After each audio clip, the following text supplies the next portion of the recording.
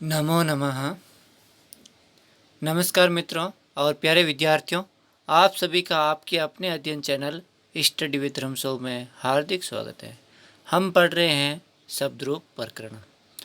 इस प्रकरण में हमने अब तक संज्ञा शब्दरूप, सर्वनाम शब्दरूप को पढ़ लिया है। अब हम पढ़ने वाले हैं संख्यावाची शब्दरूप, जो कि काफ़ी महत्वपूर्ण है। आपको एक एक शब्दरूप को अच्छी तरह से समझना है, उनको कंठस्थ करना है। इसी के साथ में हम इसी अध्याय में इन सभी शब्दरूपों का निष्कर्ष भी पढ़ने वाले हैं कि शब्दरूप क्यों आवश्यक है, किस लिए है और किस प्रकार याद करने चाहिए। इन सब का पूरा जो निष्कर्ष है वो हम इसी अध्याय में पढ़ेंगे। तो आप इस वीडियो को पूरा देखें, अच्छी तरह से समझें और पढ़ें। तो आइए शुरू करते हैं आज का अपना अध्याय संख्यावाची शब्द रूप। अब देखो संख्यावाची शब्द रूप में क्या होता है। देखो जो संख्यावाची संख्या होती है उनके रूप चलते हैं। संख्यावाची जो संख्या होती है उनके क्या चलते हैं, रूप चलते हैं। उनके रूप किस प्रकार चलेंगे, वैसे आपको मालूम होगा जो रूप होते हैं वो 7 विभक्तियों और 3 लिंगों में चलते हैं। तो इनमें अलग अलग नियम लागू होंगे, लिंगों पे अलग अलग होंगे। जैसे एक का है तो वो केवल एक वचन में ही चलेगा, 2 का है तो केवल द्विवचन में चलेगा, बाकी 3 से लेकर वो सब बहुवचन में ही चलते हैं। और लिंग भी इनमें अलग अलग होते हैं, तो वो हम सब विस्तृत रूप से देखते हैं। तो आइए सबसे पहले हम देखते हैं एक वचन। एक वचन अर्थात एक, और ये चलेगा केवल और केवल किस में, एक वचन में। केवल और केवल किस में चलेगा, एक वचन में। अब देखिए, और इसमें लिंग में देखो, पुल्लिंग में, स्त्रीलिंग और नपुंसकलिंग में तीनों का दिया हुआ है। अब कैसे होगा, देखो पुल्लिंग में होगा एक, प्रथम विभक्ति में क्या होगा एक, स्त्रीलिंग में एका, नपुंसकलिंग में एकम, एक एका एकम। द्वितीय विभक्ति में एकम एकाम एकम। तृतीय विभक्ति में एकेन एकया एकेन। चतुर्थ विभक्ति में एक्समय, या इसमें हो जाएगा एक्स्यय और एक्समय। नपुंसकलिंग और पुल्लिंग लगभग सेम होते हैं। केवल नपुंसकलिंग में क्या होता है, प्रथम और द्वितीय विभक्ति अलग होती है।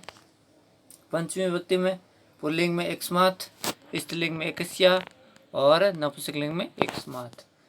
फिर षष्ठी विभक्ति में एकस्य, एक्स्या और एक्स्ये, एक्स्मिन्, एक्स्याम और एक्स्मिन्। अब इनके अर्थ देखें तो इनके अर्थ क्या होगा, देखो सबके कारक चिन्ह साथ में लग जाएंगे। प्रथम विभक्ति का होता है ने, द्वितीय होता है को, तृतीय से के द्वारा, चतुर्थी के लिए, पंचमी से, षष्ठी का के किरारे, सप्तमी में पेपर पे, तो ये सबके इनके साथ में लग जाएंगे। जैसे एक ह, तो इस एक का सामान्य अर्थ तो एक होता ही है, परंतु ये शब्द रूप में है तो इस एक का अर्थ हो जाएगा एक ने। किसके लिए, पुल्लिंग के लिए। एक हा, तो इसका अर्थ क्या हो जाएगा, एक ने। किसके लिए, स्त्रीलिंग के लिए। एक कम, एक ने अर्थात किसके लिए हो जाएगा, नपुंसकलिंग के लिए। एक को, एक को, एक को, एक से, एक से, एक से, और साथ में द्वारा भी लगा सकते हैं हम। एक के लिए, एक के लिए, एक के लिए, एक से, एक से, एक से। और फिर इसी प्रकार देखो, एक का एक ही एक के, एक का एक ही एक के, एक का एक ही एक के, एक में एक पे एक पर, एक में एक पे, और एक में एक पे एक पर। इस प्रकार अब देखते हैं हम द्विवचन का। अब द्विवचन में क्या होगा, द्विवचन में केवल जो द्विव है, द्विव का मतलब है दो। यहाँ पे द्विवचन बोल दिया मैंने, यहाँ पे क्या, द्विव का मतलब है दो। जो द्विव है वो केवल और केवल द्विवचन में ही चलेगा। दो किस में चलेगा, द्विवचन में ही चलेगा। तो आइए समझते हैं। विभक्तियां अपनी सात, प्रथमा, द्वितीया, तृतीया, चतुर्थी, पंचमी, षष्ठी और सप्तमी। और लिंगों में देखो दो है, पुल्लिंग का अलग होगा, स्त्रीलिंग का अलग होगा, नपुंसकलिंग का अलग होगा। तो देखते हैं। सबसे पहले प्रथमा पुल्लिंग का द्वौ, द्वौ का अर्थ हो जाएगा दो। द्वे, द्वे का अर्थ हो जाएगा दो। द्वे, इसका अर्थ हो जाएगा दो। द्वौ द्वे द्वे, दो दो दो। अब इनका अर्थ तो ये तो है ही, परंतु साथ में हम जब कारक चिन्ह लगेंगे तो इनका अर्थ अलग हो जाएगा। मैं सामान्य अर्थ बता रहा हूँ पहले, फिर आपको कारक चिन्ह साथ मिला। द्वाभ्याम द्वाभ्याम द्वाभ्याम द्वाभ्याम द्वाभ्याम द्वाभ्याम द्वाभ्याम द्वाभ्याम द्वाभ्याम। मैंने आपको पिछले सभी शब्द रूपों में बताया था, तृतीया से लेकर पंचमी तक जो द्विवचन होता है उसमें भ्याम ही लगता है सब में, चाहे किसी भी प्रकार की विभक्ति हो, किसी भी प्रकार का शब्द रूप हो, तो इनमें तृतीय से लेकर पंचमी तक का कोई भी शब्द रूप हो किसी भी का, उसमें भ्याम ही लगेगा और जो मूल शब्द है वो शब्द साथ में लग दे। जैसे यहाँ पे दो है तो ये द्वाभ्याम, द्वा लगे और पीछे भ्याम लगे। फिर देखो षष्ठी और सप्तमी एक जैसी होती है, द्वयो द्वयो द्वयो द्वयो द्वयो द्वयो। तो द्विवचन तो याद करना बहुत ही सरल है। अब देख लेते हैं इनके साथ में कारक चिन्ह लगाएंगे तो दो ने दो ने दो ने दो ने दो को दो को दो को, दो से दो से दो से, दो के लिए दो के लिए दो के लिए, दो से दो से दो से, दो का दो की दो के, दो का दो की दो के, दो का दो की दो के, और दो में या दोनों में, इस प्रकार भी बोल सकते हैं। अब मैं दो बोल रहा हूँ, आप दोनों भी ले सकते हैं, दोनों पर, दोनों में, दोनों पे, इस प्रकार। फिर लेते हैं हम त्रि का अर्थ होता है तीन। ये केवल और केवल बहुवचन में चलेगा, एक वचन में नहीं चलेगा, द्विवचन में नहीं चलेगा, केवल और केवल बहुवचन में चलेगा। आप देखते हैं त्रि का मतलब होता है तीन। क्या होता है? तीन। अब देखिए सात विभक्तियाँ और तीनों के अलग अलग लिंगों में वचन नहीं चलेंगे, वचन केवल बहुवचन। अब देखिए सबसे पहले पुल्लिंग के त्रे, त्रि, त्रिभि, त्रिभ्य, त्रिभ्य, त्रैणाम, त्रिषु। यह पे देखो यहाँ पे है त्रयाणाम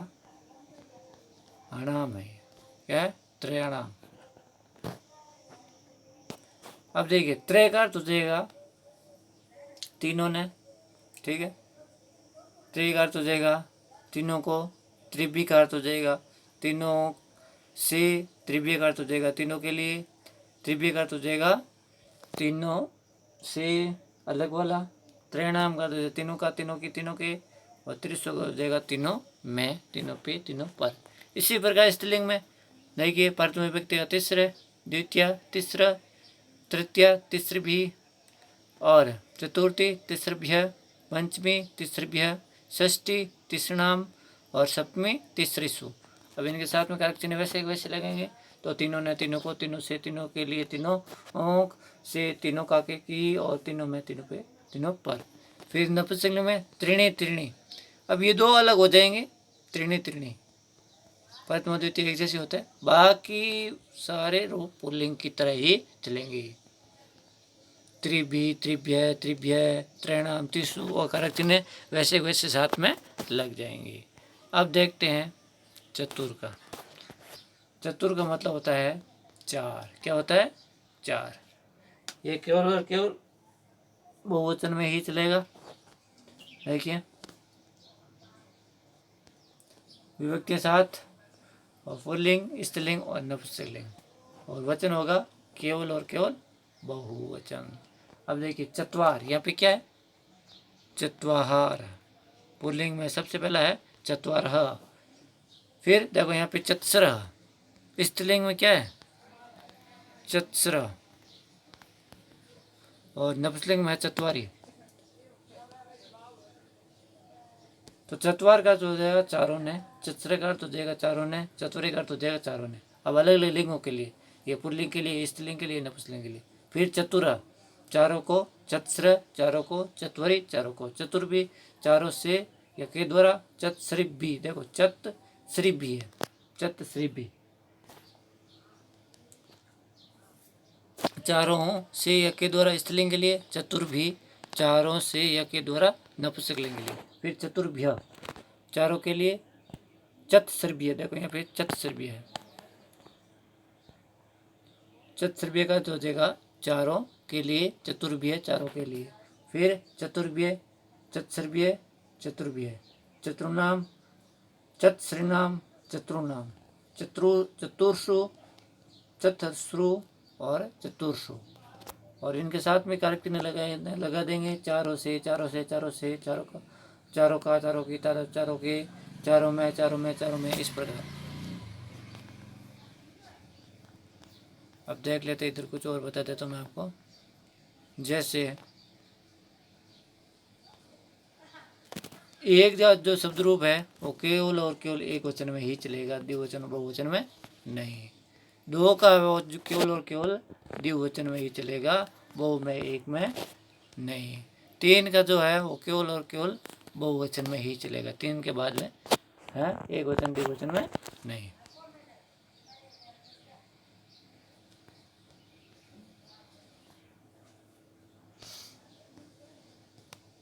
अब देख लेते हैं तो पांच का थोड़ा।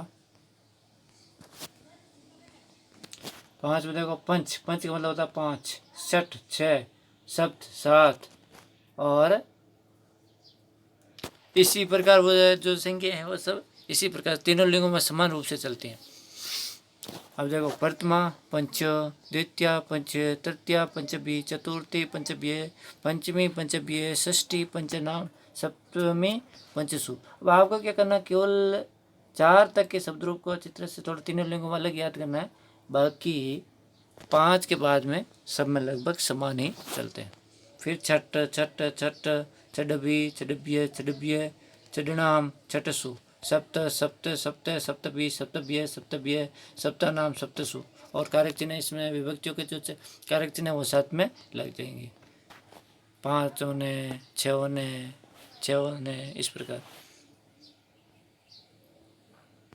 अब देखिए कुछ और बताता हूँ मैं आपको, संख्यावाची और कर्मवाची। अब गिनती इसमें दो प्रकार से होती है, एक तो संख्यावाची होती है जहाँ सामान्य 1 2 3 4 वगैरह वो, एक क्रमवाची पहला दूसरा तीसरा यानी प्रथमा द्वितीय तृतीय चतुर्थी, ये क्रमवाची संख्या कहलाती है। संख्यावाची में पुल्लिंग स्त्रीलिंग नपुंसकलिंग, जैसे देखो एकः एकः एकम, द्वौ द्वे द्वे, त्रे तिस्र त्रीणि, चत्वार चत्स्र और चत्वारि। इनको आप अच्छी तरह से याद कर लीजिए, चार तक है, इनको आप अच्छी तरह से कंटेस्ट कर लीजिए। एकः एकः एकम पुल्लिंग का, स्त्रीलिंग का, नपुंसकलिंग का, द्वौ द्वे द्वे पुल्लिंग का, स्त्रीलिंग का, नपुंसकलिंग का, त्रे तिस्र त्रीणि पुल्लिंग का, स्त्रीलिंग का और नपुंसकलिंग का, चत्वार चत्स्र चत्वारि पुल्लिंग का, स्त्रीलिंग का और नपुंसकलिंग का, पंच पंच पंच। इनको आप अच्छी तरह से याद कर लीजिए, बाकी सामान्य ही चलती है संख्यावाची गिनती। 5 से लेकर 99 तक गिनती जो बहुवचन में ही होती है, एक बात ध्यान रखनी है, 5 से लेकर 5 तक तो वो लिंगों में अलग अलग होती हैं, 5 से लेकर 99 तक बहुवचन में होती हैं, 5 से 18 बहुवचन में लिखे जाते हैं, और 19 से 99 एक वचन में लिखे जाते हैं।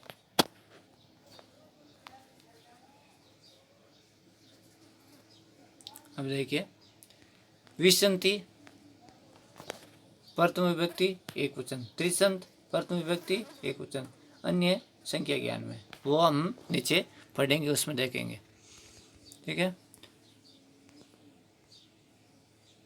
अब देखिए यहाँ पे संख्यावाची विशेषण के रूप में, एक बालक, तो यहाँ पे क्या हो गया, ये बालक है, ये क्या है, संज्ञा है, एक क्या है, विशेषण है, तो ये विशेषता बताइए, ये विशेष्य हो गया, ये विशेषण हो गया। बालिका, एका बालिका, एकम फलम, दो बालकों, दो द्वे बालिकी, द्वे फली, त्रि बालका, तीसरे बालिका, त्रीणी फलानी। अब इनके साथ में जो विशेषण का और विशेषीय लिंग दोनों के समान रूप से होंगे, जो वचन विशेषण का है वही वचन विशेषण का विशेषीय का होगा, जो वचन और लिंग विशेषीय का है वही वचन और लिंग विशेषण का होगा। इस चीज़ का ध्यान रखना।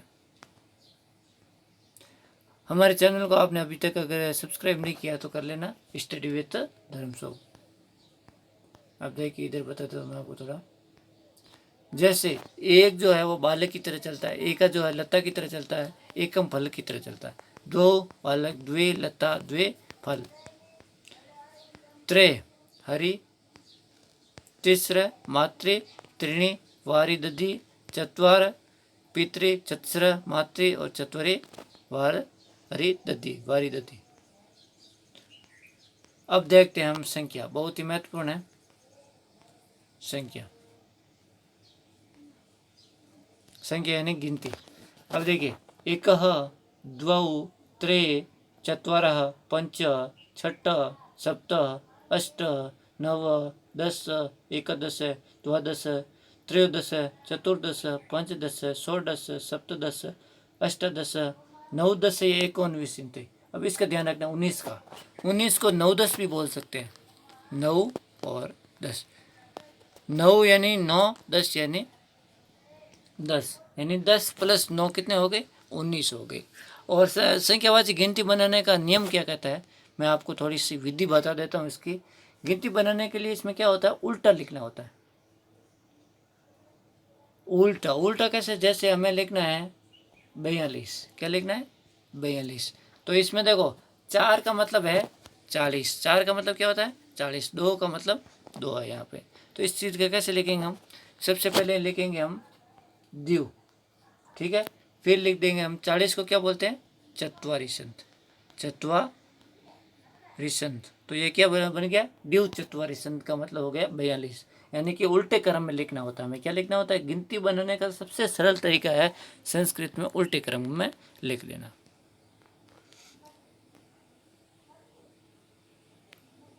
तो एक बार मैं आपको इनके समय ज़्यादा हो जाएगा, इसलिए एक बार उच्चारण करके बता देता हूँ मैं आपको।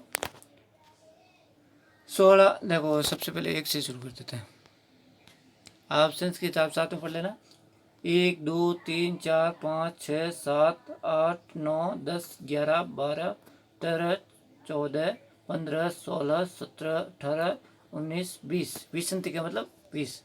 फिर 21 22 23,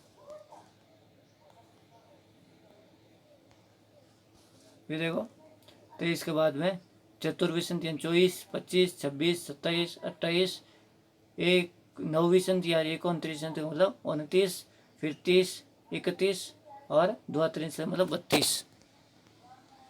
इधर देखते हैं 33 34 35 36 37 38 39 40 41 42 43 44 45 46 47 48 49 और ये 50।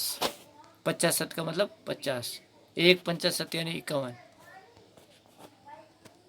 फिर 52 53 54 55 56 57 58 59 60, फिर 61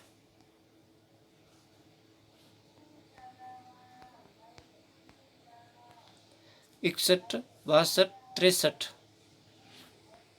चतुष्टी यानी 64, 65 यानी 65, 66 67 68 69 70, 71 72 73 74 75 76 77 78 79 80, 81 82 83 84 85 86 87 88 89 90, 91 92 93 94 95 96 97 98 99 और 100 का मतलब हो जाएगा 100। अब मैं आपको थोड़ी सी ये बता देता हूँ, इसमें आप गिनती आराम से बना सकते हैं। जैसे 1 से 19 तक रटना, आपको क्या करना है? 1 से 19 तक को रट लेना। फिर 20 को बोलते हैं विसंति, 30 को बोलते हैं त्रिशंत, 40 को बोलते हैं चतुरिशंत, 50 को बोलते हैं 50, 60 को बोलते हैं षष्ठी, 70 को बोलते हैं सप्तति, 80 को बोलते हैं अशीति, 90 को बोलते हैं नवति। एक द्यु त्रीणि चतुर्थ पंच षट् सप्त अष्ट नव। अब इनको आराम से गिनती बना सकते हो। जैसे मैंने यहाँ लिखा 21, और ये चतुर्शत वाला, पंचाशत वाला, षष्ठी वाला, सप्ती वाला, अशीति वाला, नवती वाला। इनको आप वापस यहाँ से देख के आराम से कर सकते हैं, अभ्यास कर सकते हैं। अब देखिए यहाँ पे थोड़ा अशीति में थोड़ा संधिगत नियम के कारण थोड़ा परिवर्तन हो रहा है। क्या हो रहा है देखो, अशीति के शुरुआत में स्वर है, क्या है? स्वर। अतः विभिन्न संधियाँ बन जाती है। जैसे एक धनाशीति, एकाशीति, दीर्घ संधि बन गई।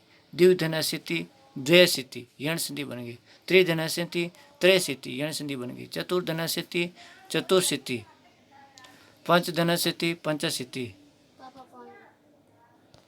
षट्धनाशीति, षट्शीति, सप्तधनाशीति, सप्तशीति, अष्टधनाशीति, अष्टशीति, दीर्घ और नवधनाशीति, नवशीति, षट्धनवती, षणधनवती। देखो इसमें ओसो शतम।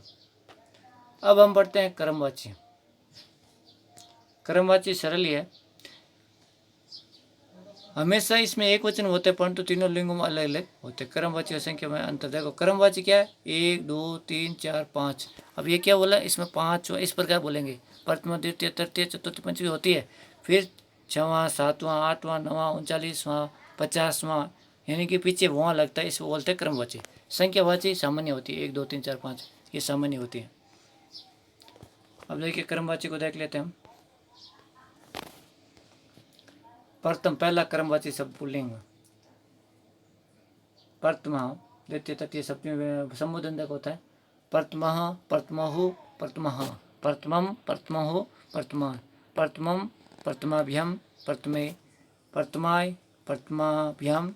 देखो यहाँ पे कोमा कोमा है ना, इसका मतलब भ्याम है। प्रथमाभ्याम प्रथमेभ्य प्रथमात् प्रथमाभ्याम प्रथमेभ्य प्रथमस्य प्रथमयो प्रथमानाम प्रथमे प्रथमयो प्रथमेषु। ये जो हमने बालक शब्द पढ़ा है उसी की तरह रूप चलते हैं, ज़्यादा इसमें उलझन में पढ़ने की जरूरत नहीं है। यानी कि इसमें पहले ने इस प्रकार हो जाएंगे। इसके कारक चिन्ह जब साथ में लगाएंगे तो प्रथम यानी पहले ने, प्रथमो यानी जो दो प्रथम है उनके लिए, प्रथमा यानी जो सभी आए हैं उनके लिए, अलग अलग जो है साथ में हम व्यक्ति चिन्ह साथ में लगा देंगे। फिर है नपुंसकलिंग।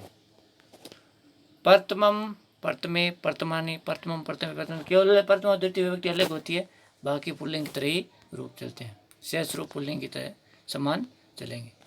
फिर स्त्रीलिंग में लता की तरह प्रथमा प्रथमे प्रथमा प्रथमा प्रथमे प्रथमा प्रथमः प्रथमाभ्याम प्रथमाभि प्रथमहे प्रथमाभ्याम प्रथमाभ्य प्रथमाया प्रथमाभ्याम प्रथमेभि प्रथमाया प्रथमयो प्रथमानाम प्रथमानाम प्रथमयो प्रथमासु। हे प्रथमे हे प्रथमे हे प्रथमा। फिर द्वितीय दूसरा शब्द पुल्लिंग में इसी प्रकार द्वितीय द्वितीय द्वितीय द्वितीय द्वितीय द्वितीयम द्वितीय द्वितीयभ्याम द्वितीय द्वितीयस्में द्वितीयभ्याम द्वितीय। इसमें थोड़ा सी है इसमें जो है चतुर्थ विभक्ति थोड़ी सी परिवर्तित होगी, इस चीज़ का ध्यान रखना। द्वितीयस्में द्वितीयभ्याम द्वितीयभ्य तृतीयस्में द्वितीयभ्याम तृतीयभ्य द्वितीयस्य द्वितीयो द्वितीयाम द्वितीयस्मिन्, देखो इसमें सिम लगा है, द्वितीयो द्वितीयसु द्वितीय है हे द्वितीयो हे द्वितीय।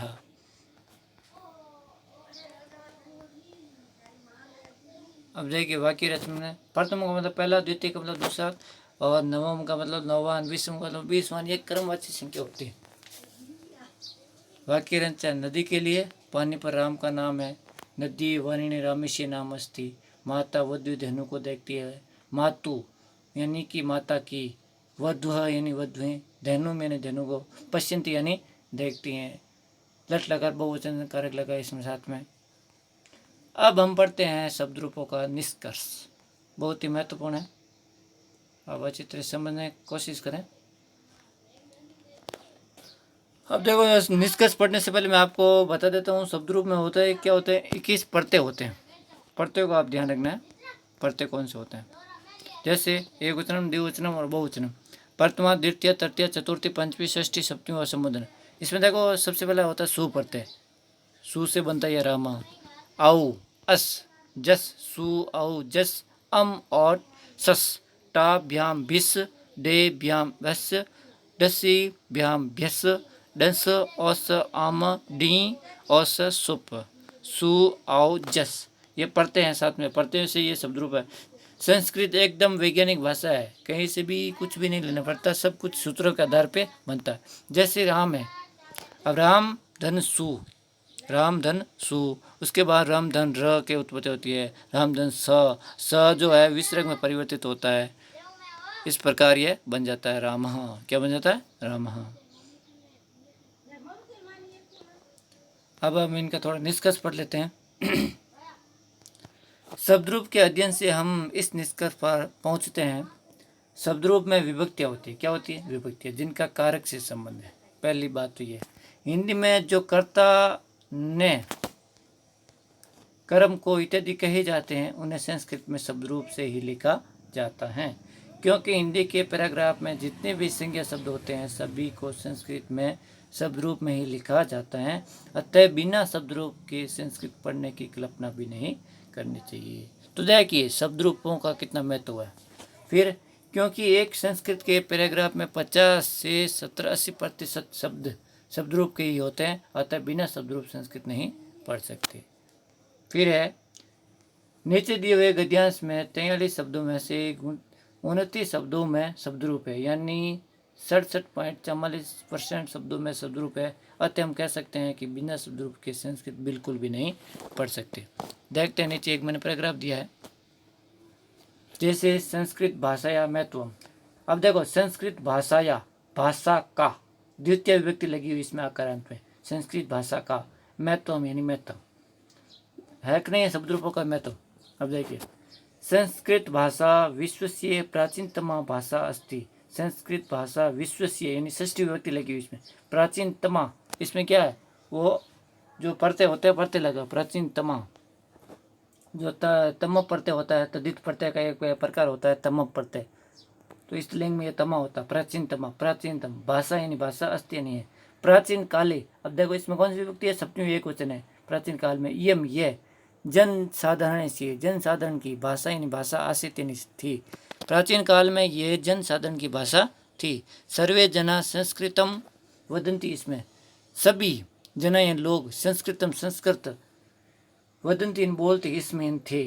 संस्कृत भाषा सर्वा भाषा शब्दांदेन पोषती, संस्कृत भाषा सभी भाषाओं को शब्द देती है, शब्दों का पोषण देती है अथवा शब्द प्रदान करती है। संस्कृत भाषा सर्वसाम भाषाणाम जननी अस्ति, संस्कृत भाषा सभी भाषाओं की क्या है, जननी है। अब देखो इसमें से षष्ठी विभक्ति लगी हुई है भाषाओं की। भारतीय संस्कृति अस्याम एवं भाषायाम सुरक्षा थी, और भारतीय जो संस्कृति है वो इसी के द्वारा ही सुरक्षित है। ये एता मृत भाषा इति कथयन्ति ते एवं मृता सन्ति, जो इसे मृत भाषा कहते हैं वे ही मृत के समान है, मरे हुए के समान हैं। तो इस प्रकार शब्द रूपों का बहुत महत्व है। शब्द रूपों को हमने विस्तार से पढ़ा है, विस्तार से समझा है, तो आशा करता हूँ आपको ये अध्याय बहुत अच्छा लगेगा और संस्कृत सीखने के क्रम में आपके बहुत काम आएगा। इसी के साथ में हमारा चैनल अभी तक आपने सब्सक्राइब नहीं किया है तो सब्सक्राइब अवश्य करें, ताकि चलचित्र अपलोड होते ही आपके पास तुरंत जानकारी मिल जाए। धन्यवाद। जय तु संस्कृतम, जय तु भारतम, नमो नमः।